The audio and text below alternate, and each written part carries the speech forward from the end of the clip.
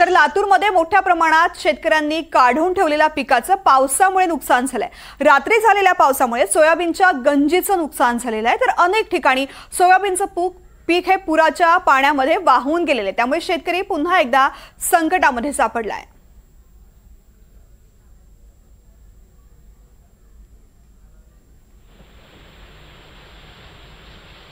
लातूर जिल्ह्यामध्ये काल दुपारपासून अवकाळी पावसाला सुरुवात झाली आणि या पावसामुळे शेतकऱ्याचं खूप मोठं नुकसान झालेलं आहे। आता शेतामध्ये असलेला जो शेतकऱ्यांचा कापूस आहे तो वेचणीला आलेला आहे। हा फुटलेला कापूस जो आहे आपण बघू शकतो।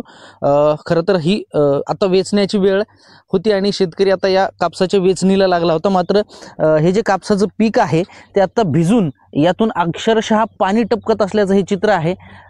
हे पाणी या कापसातून टपकतंय आणि ह्या पाण्यामुळे हा जो कापूस आहे तो यातली सरकी जी बी आहे ती जागेवर उगवून शेतकऱ्याचं खूप मोठं नुकसान होणार आहे आणि शेतकरी त्यामुळे खूप मोठ्या अडचणीत आल्याचं चित्र लातूर जिल्ह्यामध्ये पाहायला मिळते। आपल्यासोबत शेतकरी सुद्धा आहेत।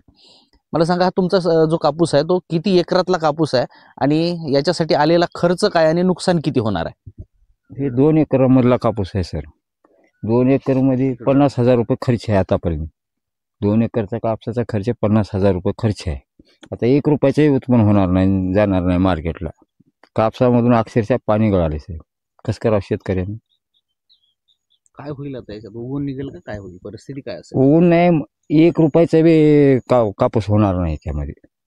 आत्महत्या केल्याशिवाय पर्यायच नाही शेतकऱ्याला। आता मार्गच नाही। महागाई एवढी खायला महाग होऊन गेलीत आता शेतकरी।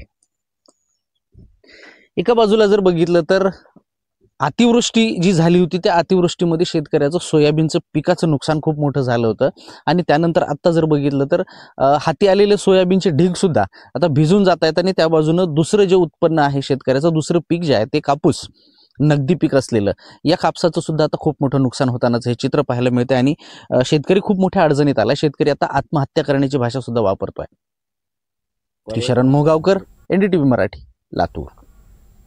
अतिवृष्टी आणि अवकाळी पावसामुळे नाशिकच्या आदिवासी भागाला मोठा फटका बसलाय। सुरगाणा तालुक्यामध्ये भात शेतीचं देखील मोठं नुकसान झालंय। त्याचबरोबर काढून ठेवलेलं पीक पाण्यामध्ये वाहून गेलंय, त्यामुळे भात उत्पादक शेतकऱ्यांचं नुकसान झालंय।